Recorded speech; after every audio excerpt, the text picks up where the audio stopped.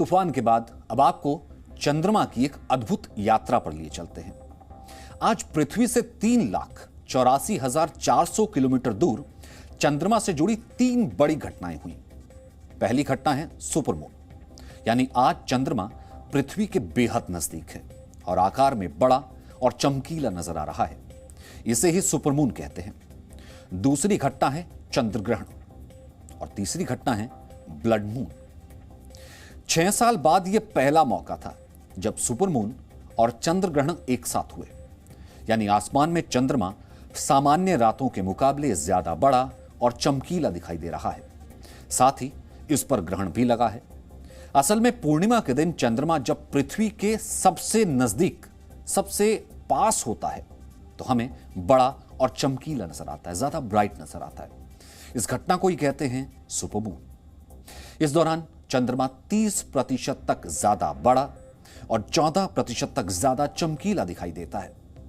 चंद्रमा पृथ्वी के आसपास अंडाकार रेखा में चक्कर लगाता है। इस वजह से वो कई बार पृथ्वी के काफी करीब आ जाता है और ये लोगों को अपने सामान्य आकार से ज्यादा बड़ा दिखाई देने लगता है। पृथ्वी और चंद्रमा के बीच की दूरी हर दिन बदलती रहती है। जब चंद्रमा पृथ्वी से सबसे ज्यादा दूर होता है उसे कहते हैं एपोजी, और जब सबसे नजदीक होता है उसे कहते हैं पेरिजी। पेरिजी के समय पृथ्वी से चांद की दूरी होती है करीब 3,60,000 किलोमीटर, जबकि एपोजी के समय यह दूरी करीब 4,05,000 किलोमीटर होती है। चंद्रमा से जुड़ी इन तीनों घटनाओं को आप इन 3 तस्वीरों में देख सकते हैं। इसके अलावा आज हमारे पास दूसरे देशों से भी कुछ तस्वीरें आई हैं जिनमें ब्लड मून के दर्शन आप कर सकते हैं। ये सबसे पहले तस्वीर देखते हैं, हम आपको दिखाते हैं दिल्ली की, जिसमें ब्राइटर मून, अंग्रेजी में अगर कहा जाए पहले के मुकाबले ज्यादा चमकदार चांद नजर आ रहा है। हालांकि भारत के कुछ ही इलाकों में चंद्र ग्रहण दिखा, लेकिन आज सुपर मून है, मून बड़ा है। अब आपको कुछ और देशों का दिखाते हैं कि किस तरह से कुछ और देशों की तस्वीरें आई।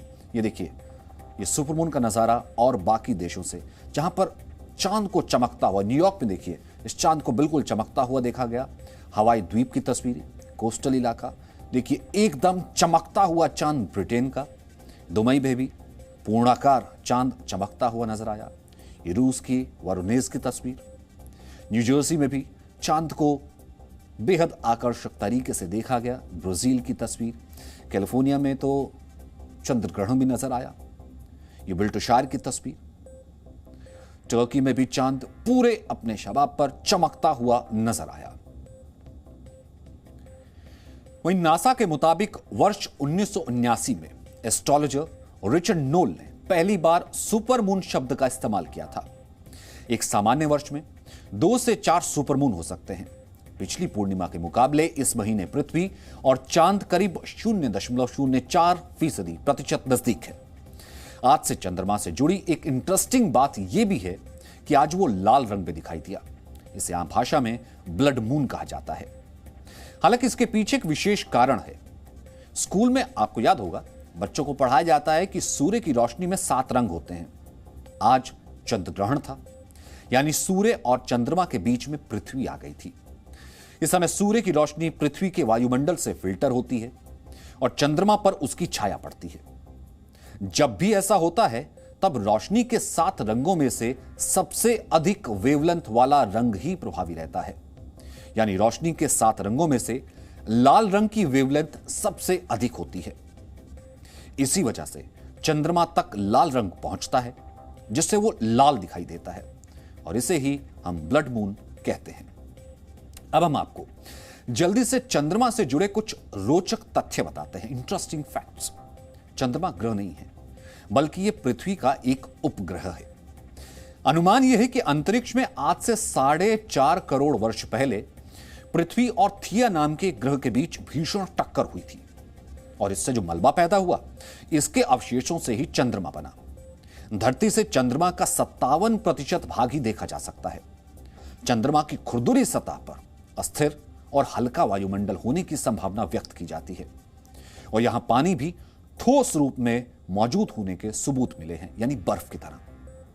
चंद्रमा की सतह पर धूल का गुबार सूर्योदय और सूर्यास्त के समय मंडराता रहता है और इससे चंद्रमा का वातावरण एकदम शांत रहता है। चंद्रमा की गुरुत्वाकर्षण शक्ति यानी कि ग्रेविटी पृथ्वी से कम है, इसलिए वहां पर मनुष्य का वजन लगभग 16.5% कम हो जाता है। लगभग 16% इंसान हल्का हो जाता है। और चंद्रमा से अब तक 3 पत्थर जमीन पर लाए गए हैं, जिनकी नीलामी अमेरिका के न्यूयॉर्क में हुई थी, जिसमें ये पत्थर $8,50,000 यानी लगभग 6 करोड़ रुपए में बिके थे।